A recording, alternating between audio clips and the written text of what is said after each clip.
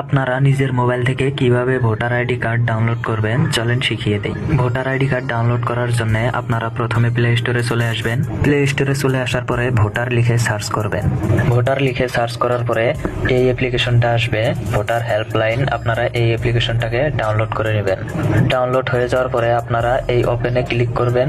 এরকম ইন্টারফেস আসার পরে আপনারা এখানে দেখেন নিউ ইউজার, এখানে ক্লিক করবেন। তারপরে আপনারা এখানে আপনাদের মোবাইল নাম্বার বসিয়ে দিবেন। মোবাইল নাম্বার বসানোর পরে আপনারা এই সেন্ড ওটিপিতে ক্লিক করবেন। তারপরে একটা ওটিপি আসবে, ওটিপিটা বসিয়ে ভেরিফাই করে নেবেন।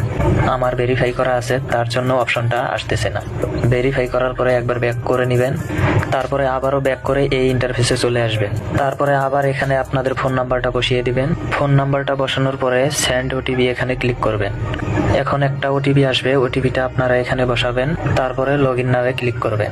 তারপরে এরকম ইন্টারফেস আসবে, আপনারা এখানে দেখেন ডাউনলোড ইপিক, এখানে ক্লিক করবেন। তারপরে এরকম ইন্টারফেস আসবে।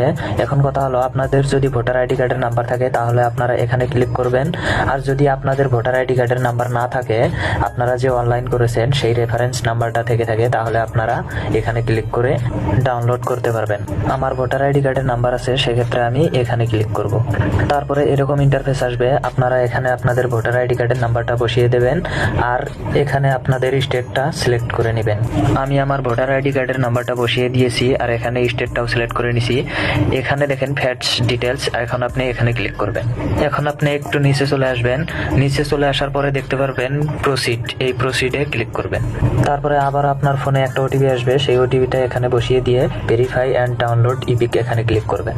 ভেরিফাই অ্যান্ড ডাউনলোড ইপিকে ক্লিক করার সঙ্গে সঙ্গে কিন্তু এভাবে আপনার ভোটার আইডিটা শো করবে। এখন আপনারা ডাউনলোড করার জন্য এখানে দেখেন শেয়ার অপশন, এখানে ক্লিক করবেন। তারপরে এখানে দেখতে পারবেন ডাউনলোড অপশন, এখানে ক্লিক করে ডাউনলোড করে নেবেন। এটাই হলো মোবাইল দিয়ে সহজ পদ্ধতিতে ভোটার আইডি কার্ড ডাউনলোড করার উপায়।